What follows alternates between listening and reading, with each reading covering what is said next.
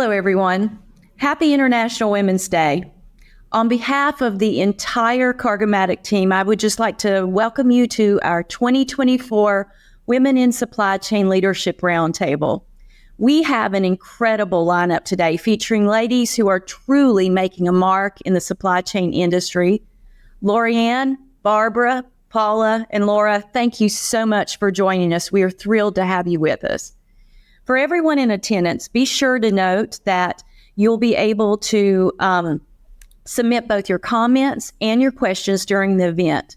Comments will be seen by everyone, but questions will only be seen by Lori Ann and our team. So feel free to submit whatever's on your mind, and you can be completely comfortable doing so. We're going to get to as many of those questions as we can as possible to wrap up our program. So without further ado, let's turn it over to our moderator, CNBC Senior Editor, Lori Ann LaRocco, who will introduce our guests and get us started. Thank you. Thank you so much, Amber, and welcome everybody. We have an amazing program here today, and I'm super excited because these women are newsmakers. And so get ready to write down what they have to say. I am pleased to be joined with Paula Bellamy. She is managing director of Oceanwide Logistics for OL Dubai as well as OL UK. Also joining us is Laura Lucas. She is Chief People Officer of Cargomatic.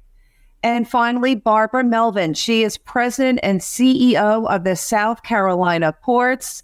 Good morning, everybody, and happy International Women's Day. Thank you so much for joining us. All right, let's get right to it. So let's talk about the Red Sea. We have some amazing data. I was able to compile some data for the audience today that our control room is going to cycle through them as we have this discussion, where I kind of break everything down by commodity, travel time, and just how important this trade route is for the world. So let's get right to it. I think one of the reasons why I'm thrilled to have Paula here is that we know that when it comes to trade for Europe is greatly affected with the Red Sea, as well as what we're seeing with the land bridge, if you will. We're hearing more and more about that being utilized in the Middle East. So Paula, if you could please give us an update in terms of what you are seeing and what collectively is OL doing to make sure the flow of trade is moving. People are seeing the uncertainty with the carriers because the carriers are making a lot of different decisions. CMA, for example, has recently decided to continue going through the Suez, which is really challenging for a cargo owner. Because if they make that choice and change it daily, what does the cargo owner do about their insurance? 1 minute they're thinking that their cargo is going around the Cape of Good Hope and everything is okay, and they tell their insurers that, and the next minute it's going through the Suez, which perhaps the insurer won't insure your cargo when it's in a war zone. So from a client's perspective, they need to really think about that for their cargo. The situation is changing. We don't expect there to be any let up of this war zone, probably not until the third quarter. Perhaps even then it's going to go on longer. So you've got higher freight rates coming up.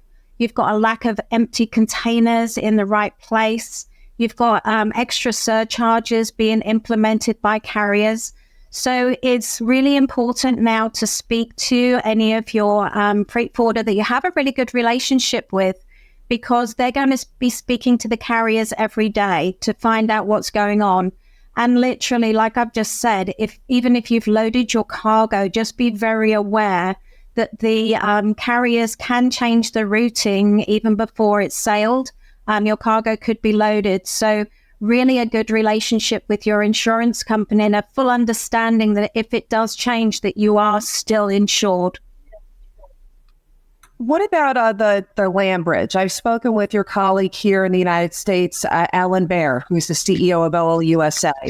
And we were talking about land bridge way before it became in the mainstream. How is that developing? And talk to the clients here, because, these could be potential strategies if you want, right? That is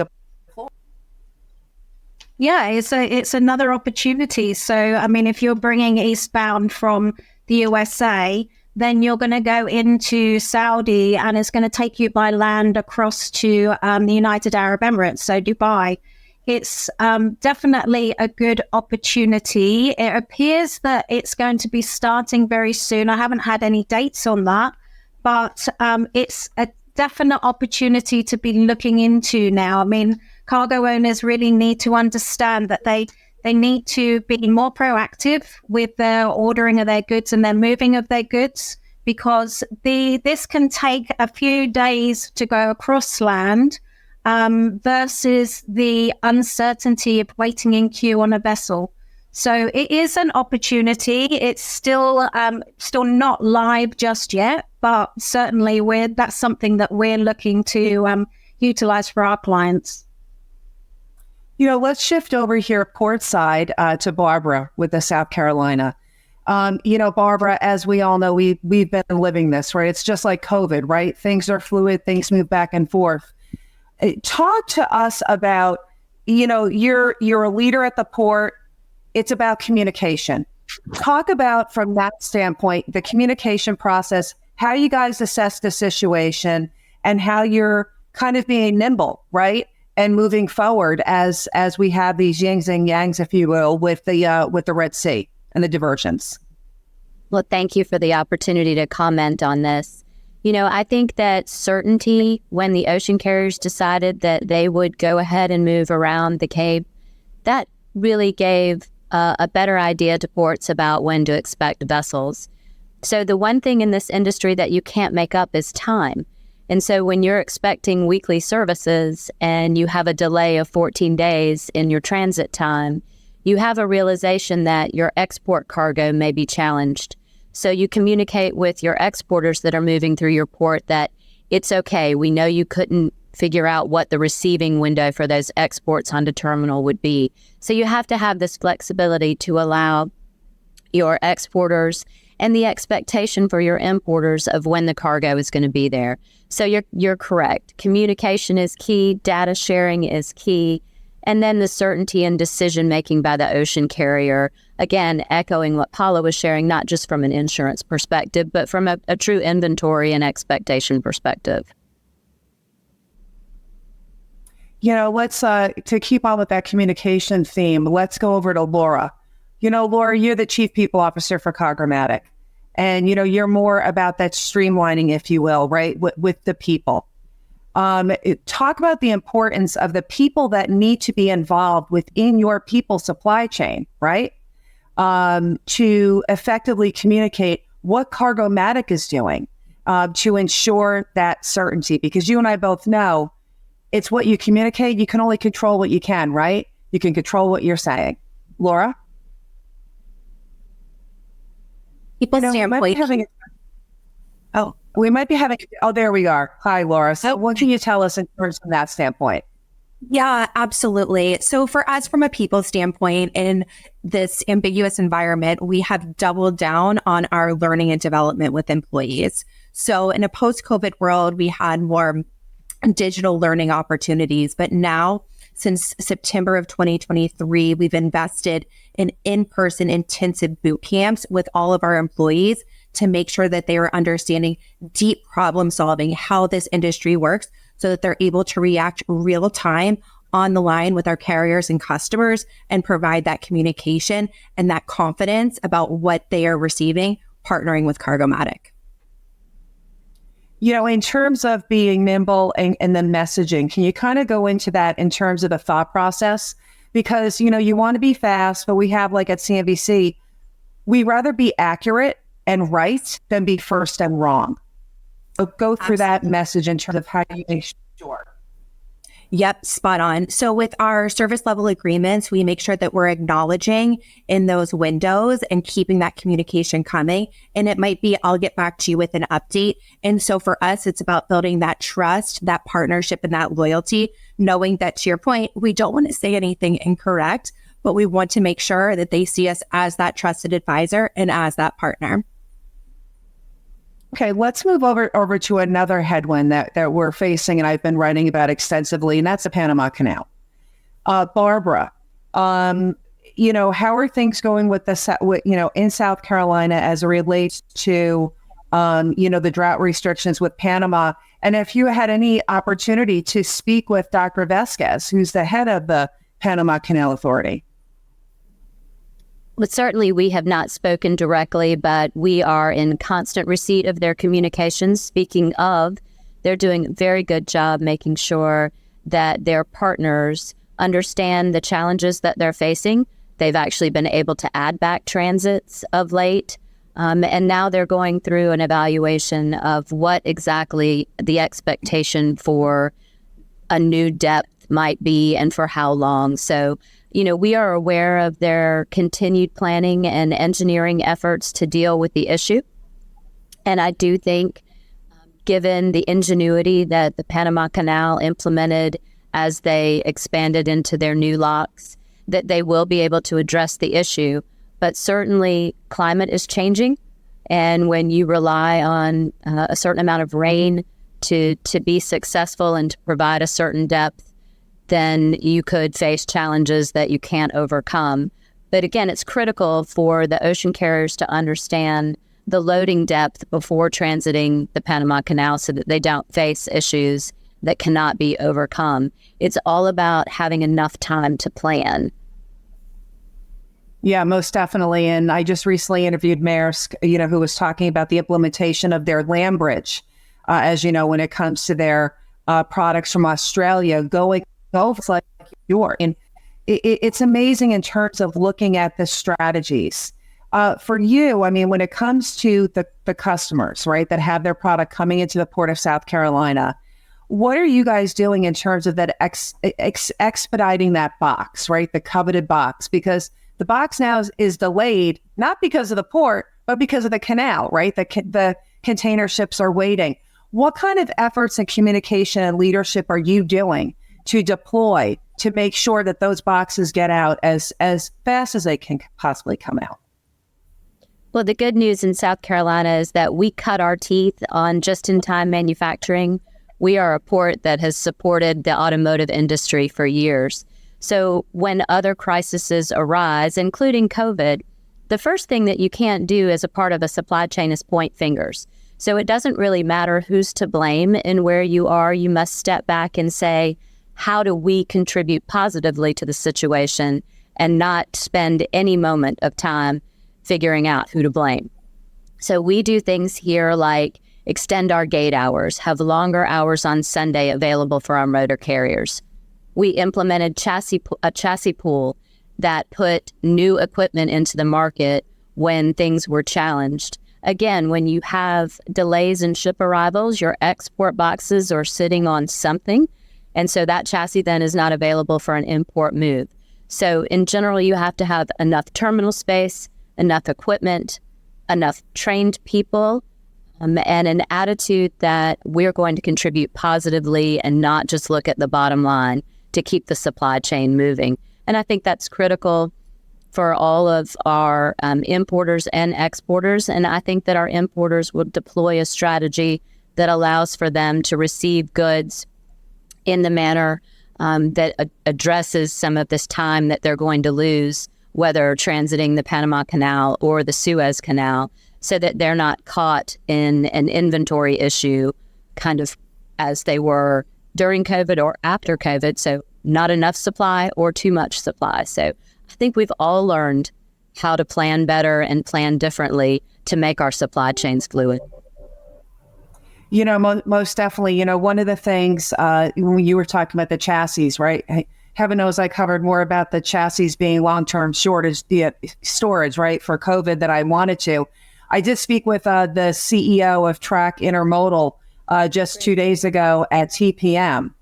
And, he was ensuring that they do have enough chassis and that, they're deploying just to make sure that, that their chassis are at your port. When it comes to supply and demand, Paula, would love to have you weigh in here. The European trade route to the United States is an important one. The amount of products that come back and forth across the pond is pretty exponential. When you're looking at the headwinds, right, that you're facing, what are you looking at right now when it comes to that critical trade route of your trade going into Barbara's Port, for example, say in South Carolina? Sorry, what do you actually mean there? Well, in terms of what kind of headwinds? Is there anything in terms of delays of boxes because of what's going on with the Red Sea? Okay. The boxes are coming later, things of that nature. Yes. It is affecting all of the empty stock that we have available, certainly in the main European ports versus the UK ports.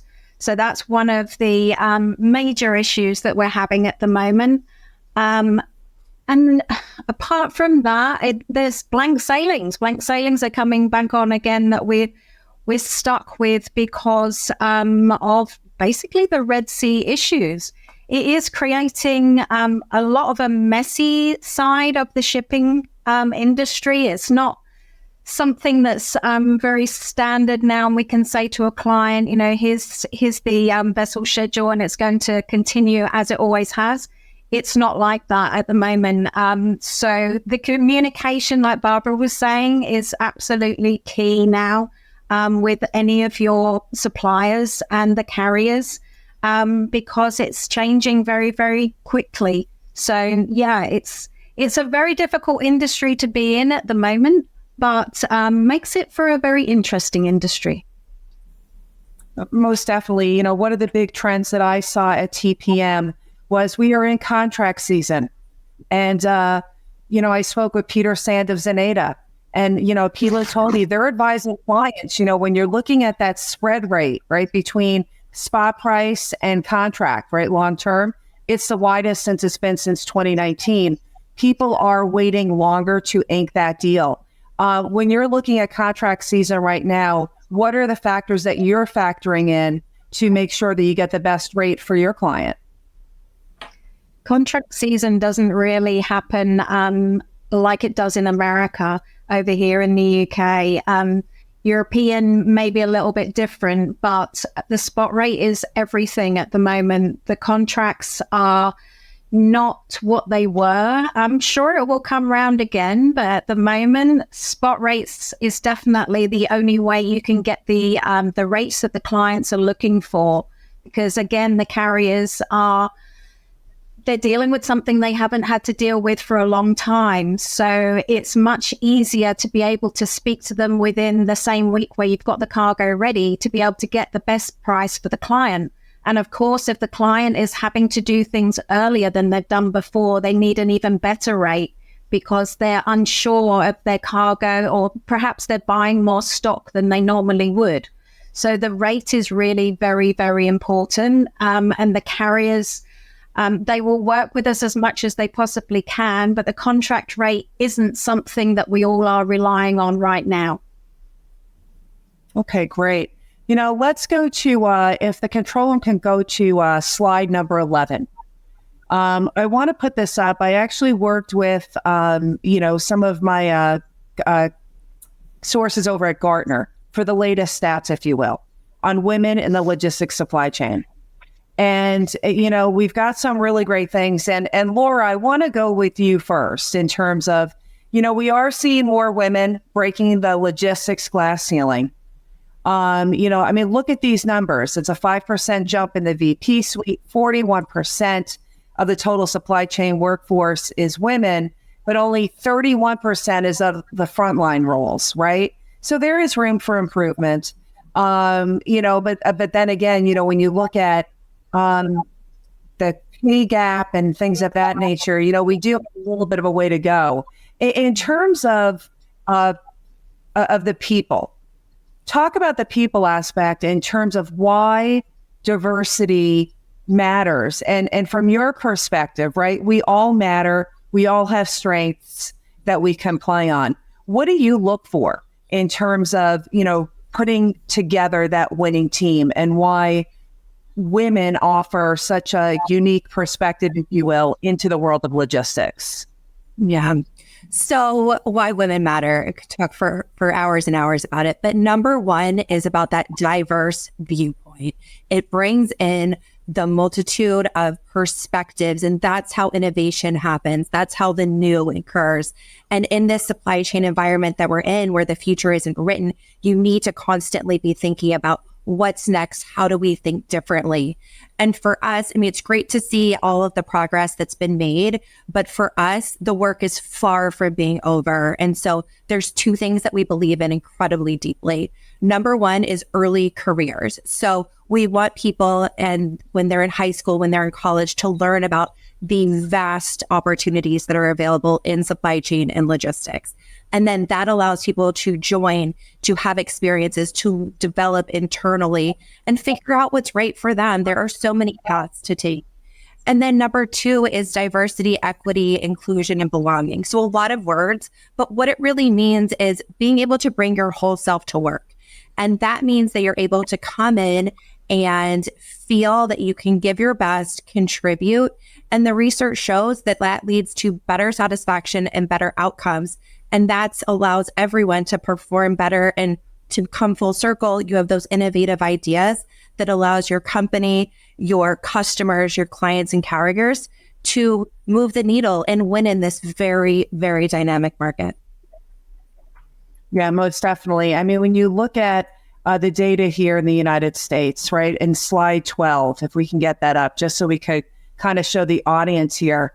It was a survey question, right? Thinking about all the full-time employees in your supply chain, what percentage is female, right? And, you look at it, 41%, is the total supply chain. And then it gets more granular to the senior managers, directors and vice presidents.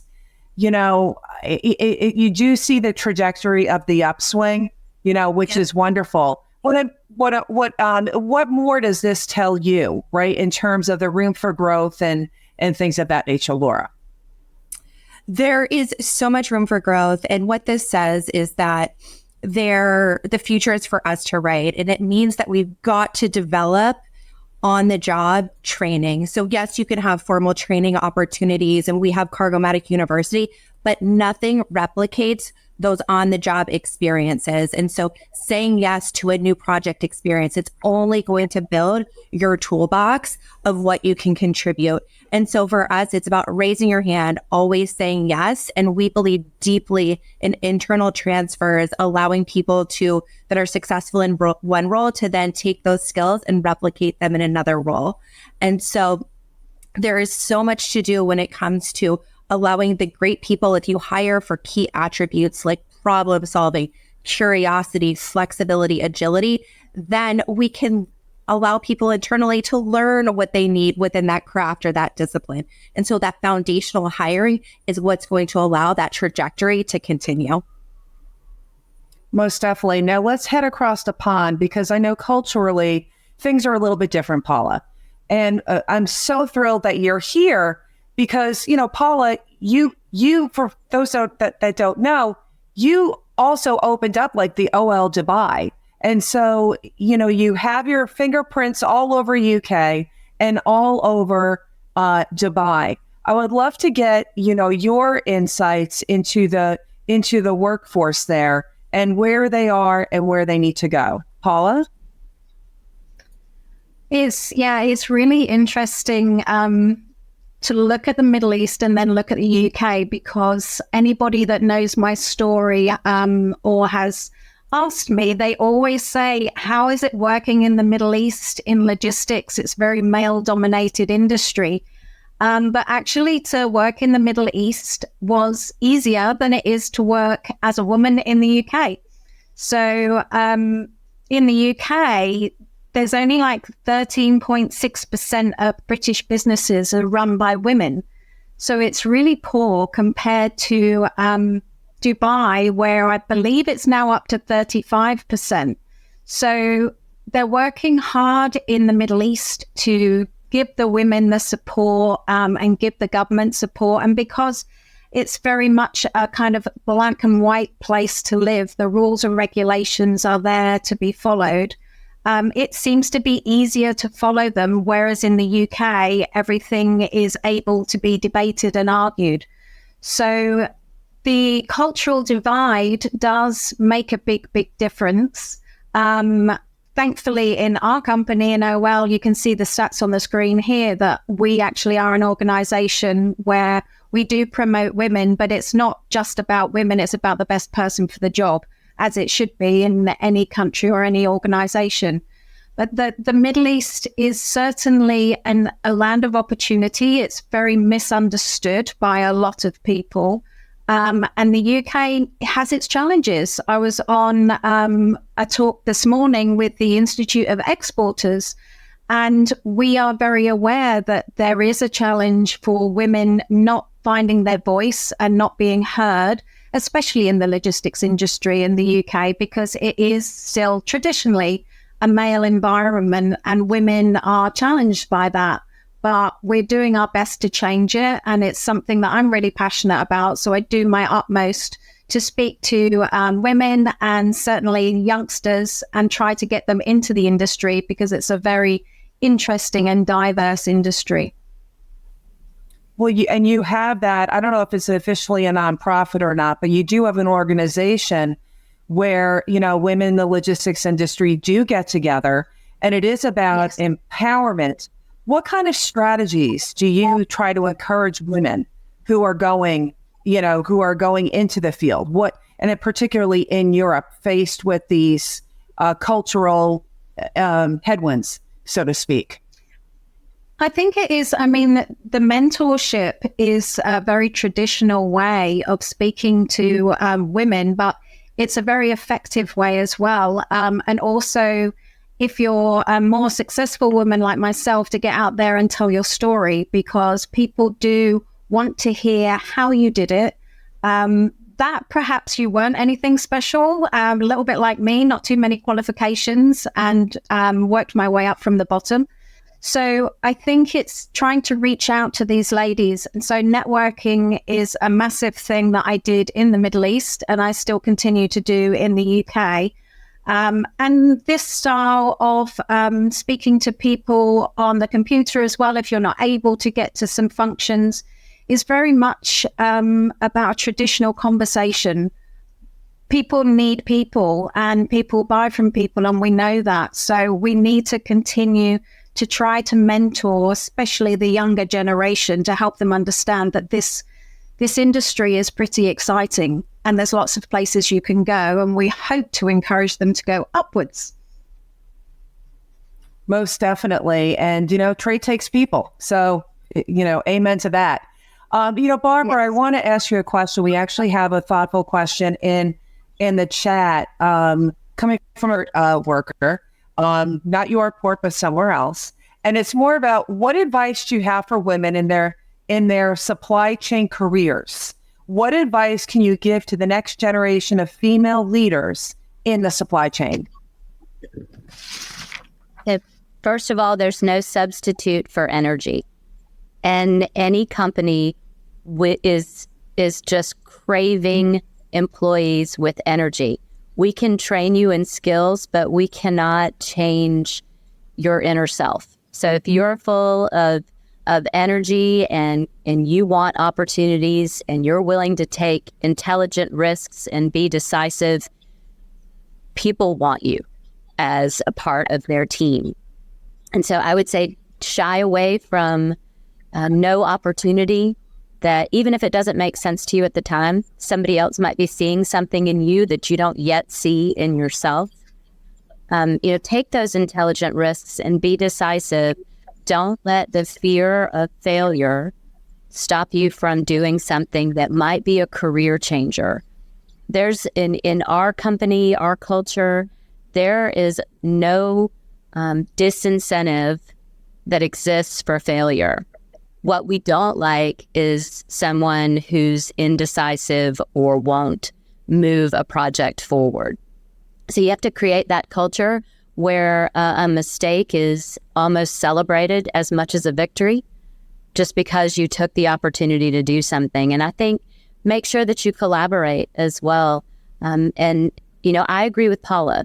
I take the role of being the first female CEO at the South Carolina ports very seriously. Women can't be what they don't see. So I spend a lot of time on this, but I'm more encouraged every day by the talent in the workforce that I'm seeing, particularly in supply chain out of our universities.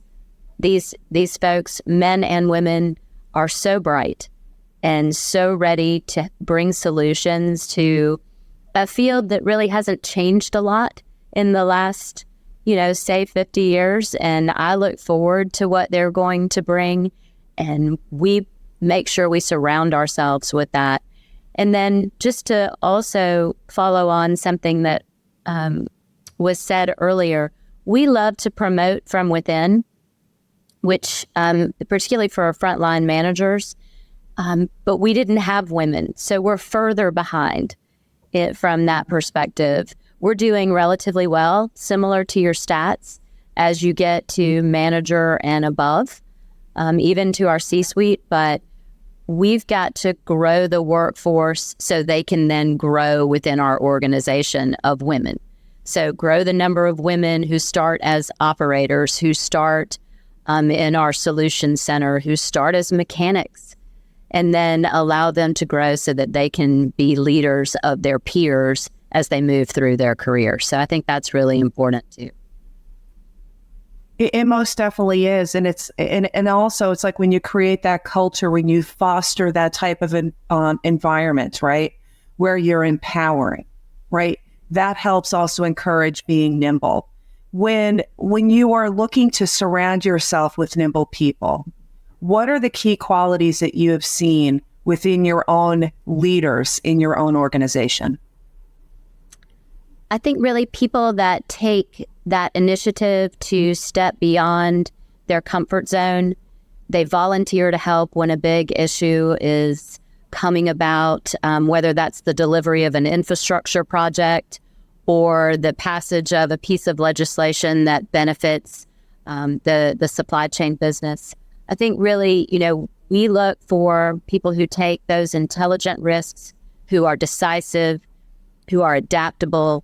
They keep the customer foremost in their mind, and they adopt internally our ownership strategy here at South Carolina Ports. And when you have that ownership strategy and mentality, your customer never suffers. Most definitely. And I think too, like when employees are valued, when they themselves have that sense of ownership that you care and you're investing in them, like how you're talking about employing from promoting from within, it just only, doubles down on the greatness. Laura, you've got a great chart here. Control room. It's slide number 14, please. Let's talk about investing in professional growth. You touched a little bit on Cargomatic University, but this kind of goes right in line, right, with what Barbara was just talking about, is that, you want to promote from within. You want that growth, right? Because if people have that ownership and they're like-minded people, who knows, maybe that they have a friend, right, who might just be just as awesome. Can you take us through what Cargomatic University and this building, if you will, of professional growth? Certainly. So great people know great people. And so we want our employees to have a fantastic experience here so that they are then spreading the word. Okay, so Cargomatic University, there are two main parts of it. Number one is the digital platform. So we have over 80 homegrown courses in there. There's a ton of assessments. We believe deeply in certifications. And so that is how we increase the speed to productivity through onboarding. It allows us to have the same language and the same terms so that we're all communicating more effectively. And then now we've invested in that in-person experience. So every single member of our organization is going to go through this intensive boot camp that has role playing, that has case studies, that has a very rigorous assessment at the end. And then it's when we're paying to get people together and investing in that, we make sure that they are having those networking moments, hearing from leaders, learning from their cross-functional peers. And we take them to some of our asset yards, to the port, so that they can feel the industry that they're a part of and understand the purpose and mission. And so for us, Cargomatic University will never be done because there's always a thirst for more. And we make sure that we are continuously getting feedback from the participants about what's next. And then every year we also go through performance management through succession planning. So we're making sure that the next iteration has the foundationals that we need to continue to lift the bar of what it means to be excellent here. Wonderful. Let's talk about strategies, because this is what all comes together. Barbara, I want to go to you first, and then Paula, I'll hit you up next. And Barbara, I like this because you're controlling the destiny, right? It comes from the top. You have the ability to foster, create, and kind of create that foundation. And so this is a question that we have from the audience. And the question is, what strategies have you found most effective in overcoming gender-related challenges and advancing within the supply chain industry? And how can these insights be leveraged to foster greater gender diversity and inclusion in the field?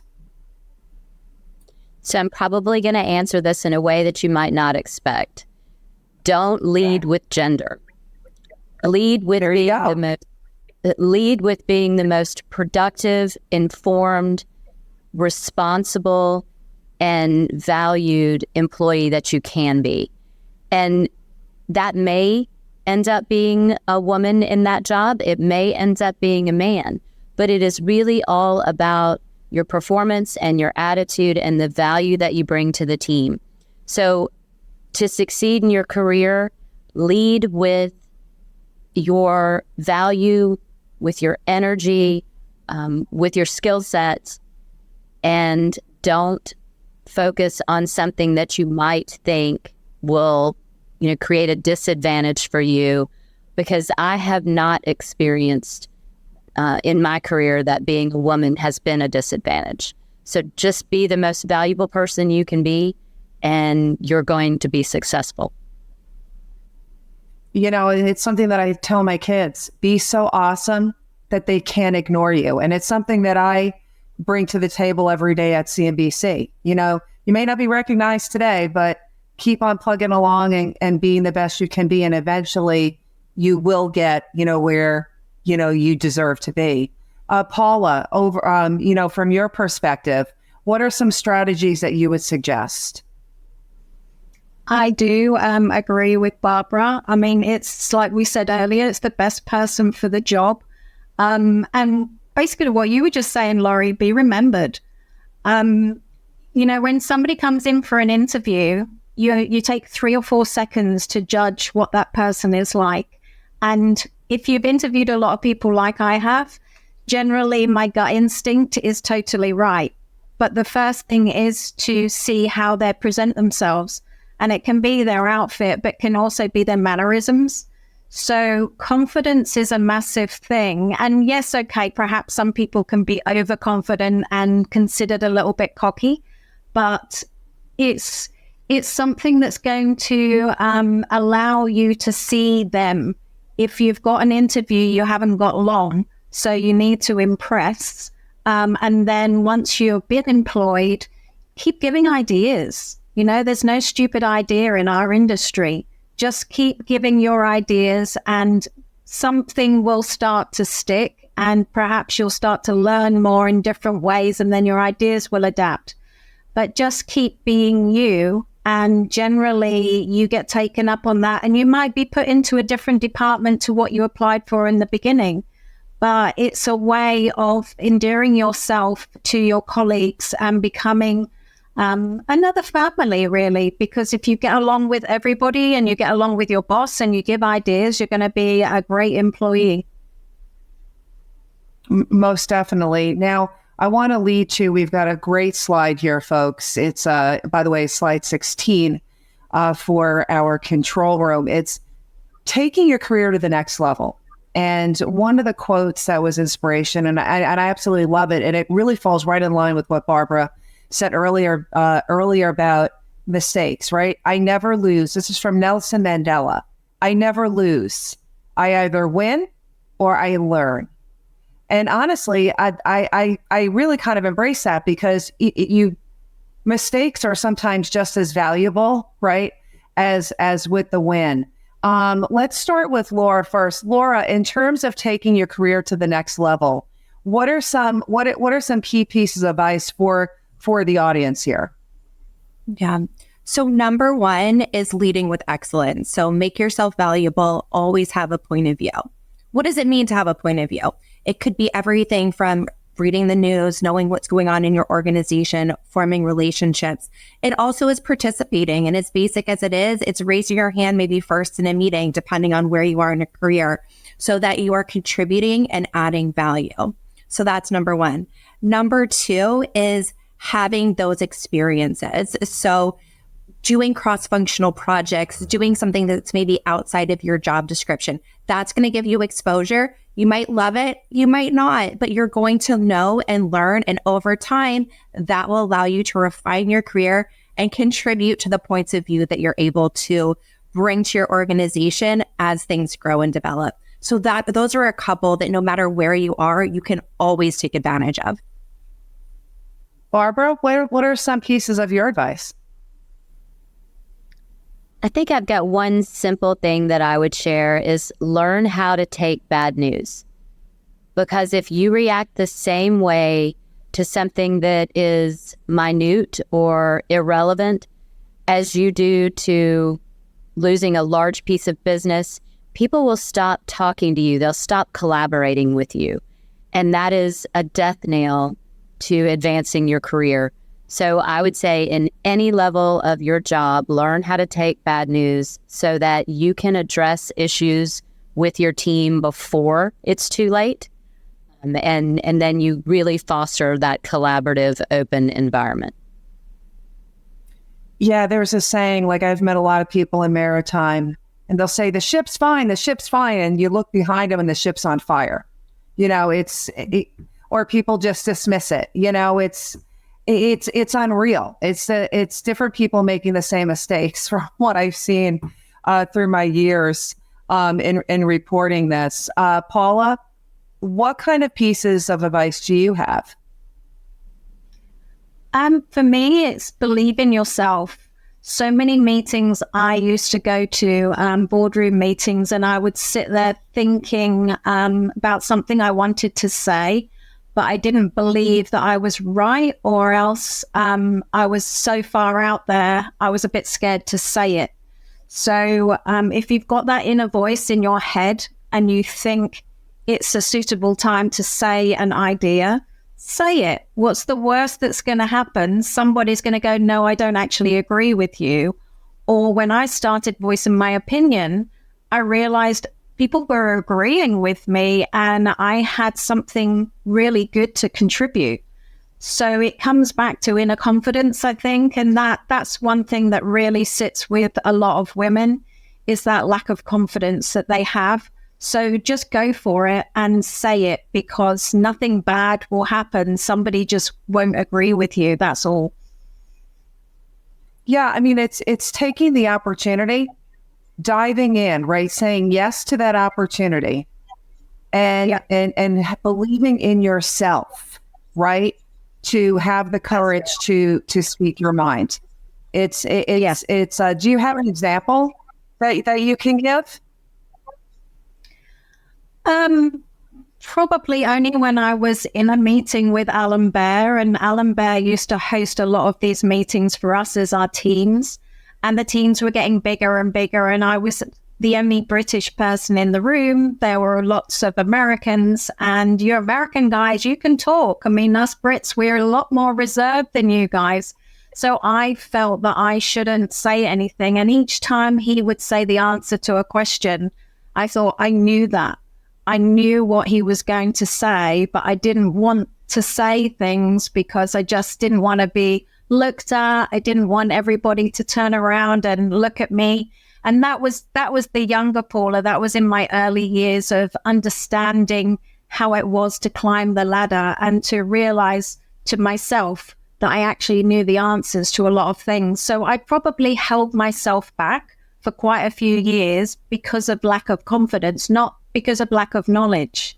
So it's an interesting thing to think about if you haven't. And perhaps there's people listening today who have that voice in their head that has said, yeah, you know the answer, but you just won't do it because of your self-confidence. And it's such a shame if that's what's happening. But I hope people go away today and think about that, because next time you're in that environment, give it a try. It worked for me. Exactly. And if by some chance your opinion didn't float all boats, it doesn't matter. Your opinion matters to you, and you should always champion yourself. Laura, when it comes to communication, when it comes to these type of strategies and what we're talking about for examples, can you kind of give us an example that you went through, right, where you found your voice and you followed through for yourself?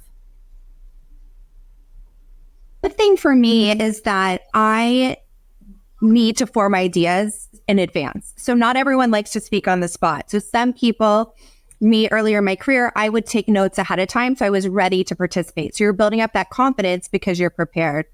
And then now that I'm in my current role, things that I look back on when I first came to Cargomatic, I wished I hadn't taken quite as much time to listen and observe. I think that that's sometimes what people do when they are either promoted or take on a new role. They want to sit back and observe. But if you're able to contribute and give your thoughts, that's how ideas evolve. That's where you might spring off an idea from someone else, and then things get to the spot much more quickly. So when it comes to communication, I certainly acknowledge that people have different comfort levels and need to do different things based on where they are on that journey. And so the other thing is thinking about your own team members, of where they are, knowing that the same approach doesn't always work, and having the fluidity to change your leadership style for your teams. And then when you're leading up as well. And so I think that's something that develops over time. But honestly, talking about it helps to hear other people's strategies so that you're taking those nuggets and building what works for you. Barbara, let's turn to you, because I've got like two questions for you. So the first is like your own personal story, right? In terms of you having the confidence to speak your mind. You, of course, are the head of the port. So therefore, you're speaking your mind all the time. But I also want to then dovetail into, how do you create that environment, right? So others can feel empowered to find their voice, and so you can have that collective discussion. So, I think my career path was completely non-traditional for this industry. Most people who are leading a port today were either with an ocean carrier earlier in their career. I have been with the South Carolina Ports Authority now for 25 years, but I actually had an advocate, not just a mentor, who voiced support for the growth in my career. So a lot of times we talk about and give advice about getting a mentor. I think that's important, but that's for self-growth. You need an advocate who also speaks for you in a boardroom or in a meeting when you're not there, to say, I think this person can do it. So I joined the port in a government relations role, and actually was given the opportunity to do a deepening project, which you would think that would be assigned in an engineering role. But instead, my CEO at the time said, I want a problem solver in this role. There are going to be plenty of engineers working on it. We need problem solving. So, I think it's just back to what we have said earlier. Never underestimate your own skills. Take those intelligent risks and get uncomfortable in your career. Find that advocate and mentor, if that's the same person, or have two people that impact your life. And then, I think too, I make sure that I have to fight this every day. I'm a fixer. And so that doesn't help other people grow if I just fix problems for people. So I fight every day when somebody brings an issue to my office and says, I have this opportunity or challenge in front of me. I have to, say to them, and we successfully do this here, well, talk me through how you want to fix it, or talk me through how you want to pursue this opportunity, instead of telling them what I would do. And so that is something that I think is key and really creates that environment inside of an organization that allows somebody to grow and learn either through a mistake or through a success. Wonderful. I have a question here, and Paul, I'll send it out over to you since it seems like this is something that possibly, unfortunately, some UK women might be facing. How would you recommend addressing a situation where men are doubting your knowledge or brushing off your comments and concerns due to being a young woman? Paula?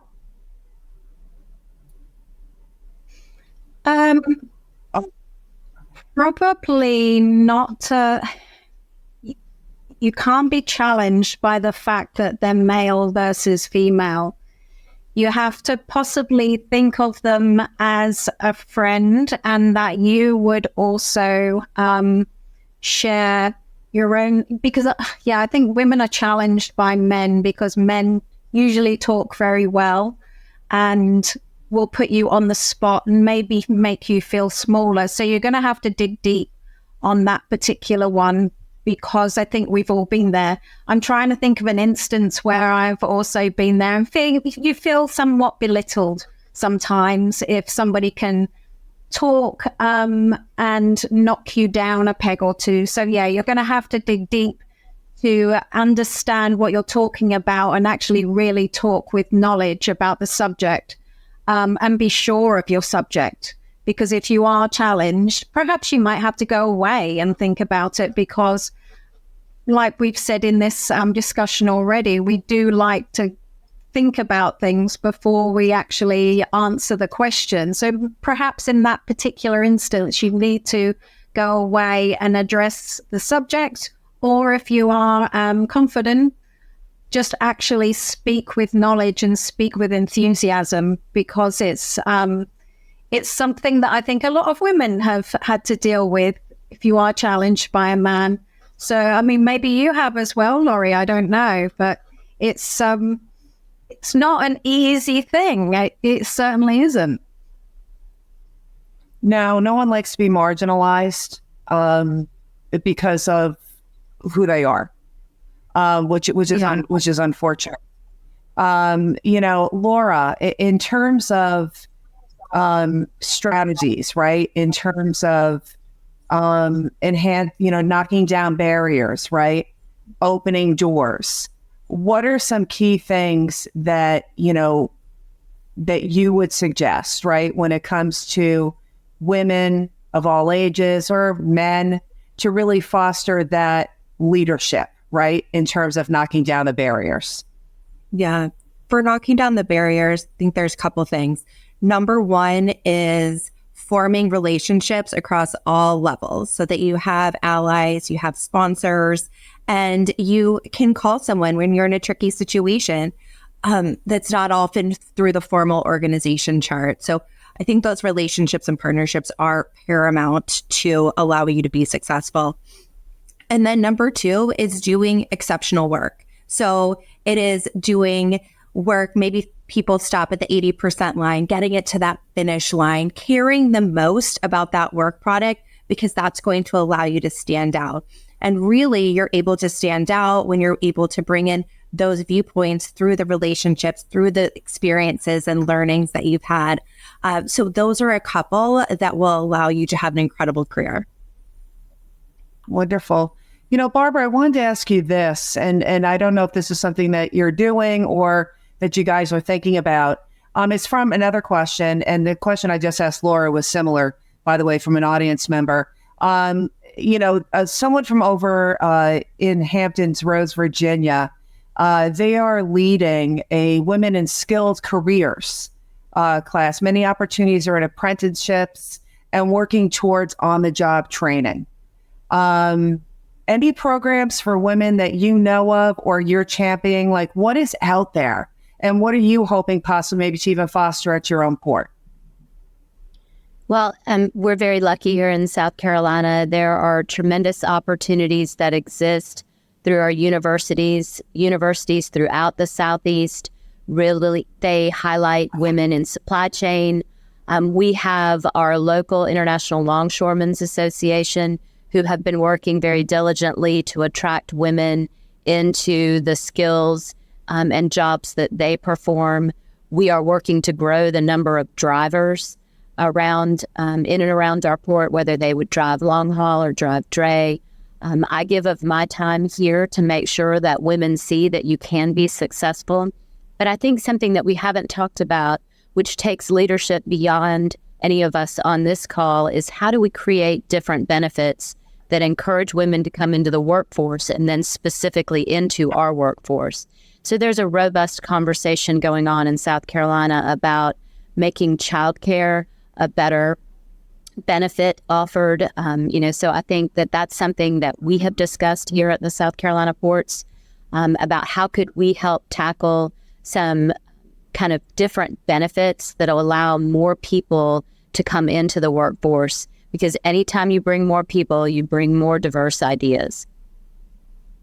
Yeah, we've got a great chart up here now, Barbara, about enhancing employee retention. Because it makes such sense, because also in a post-COVID world, right, you have some individuals that may want to work remote or, things of that nature. When it comes to this retention with the fringe benefits, it's evolution, right? I mean, it's like, how do you continue to inject that into the culture over at the port? Because, some people are like stick in the muds, right? They don't like change. How do you foster that change is indeed good? Well, anybody that knows me knows that I actually love change. So if you're uncomfortable with change, you really can't hang out with us. But in general, I think, we have to make sure that that we are doing things for our employees that other people don't. We are constantly competing for skill sets that are available in advanced manufacturing, things of that nature. They might have more predictable shifts. So we do things for our employees like having a gymnasium here, having healthcare on site, having food available in our cafeterias on site. So we do things that make it easier to be an employee here. And I think our industry has to do the same thing to make sure that we are attracting the best and brightest and then retaining them. So you're right. You would expect benefits to evolve as careers evolve and different issues arise for keeping people in the workforce. And you have to be open to that. And that's why I'm really intrigued and encouraged by the continued conversations about childcare, particularly post-COVID, when a lot of places that were providing childcare have no longer been able to be available. Wonderful. Laura, let me quickly get to you on this, and then Paula will leave the rest of the word for you for the last word. Talk about, from a Cargomatic standpoint, about these fringe benefits.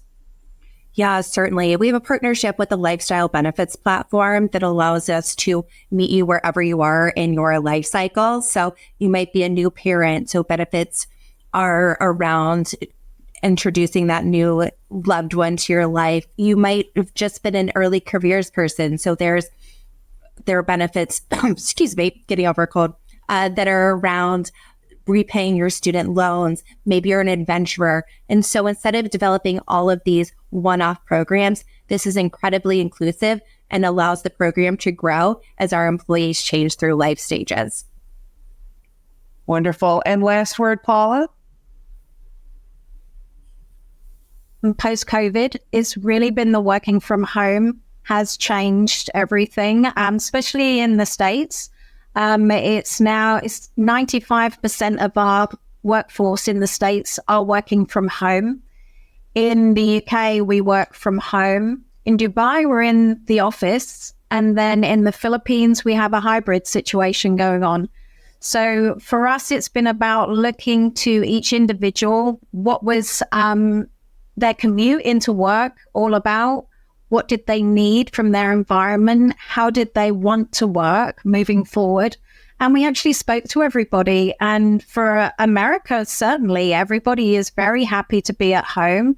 and they work longer hours. Even for me, I work longer hours now because I'm at home, not because you have to. It's just because you do. So we have to monitor that because we don't like it. We want to make sure that everybody takes their vacation time and gets their work-life balance right. But you're not sitting in a car anymore. You know, you come downstairs in your slippers and you go and sit on your computer and you get your job done. And everybody appears happier. For me, I can go and get something out the freezer for tea because I always forgot that every day. Now I can do it halfway through my day or put my wash on or something like that. So it's about listening to people. What happened during the COVID times, people wanted to change. And yeah, we've changed with them. And it's been really successful for us. Wonderful. Well, listen, I just personally want to thank Paula, Laura, and Barbara for an amazing 1 hour. And for three women who are such leaders in the supply chain, I tip my hat to you. And I hope that our audience walks away just enriched with some of your wisdom. Thank you so much, everybody, for joining us today.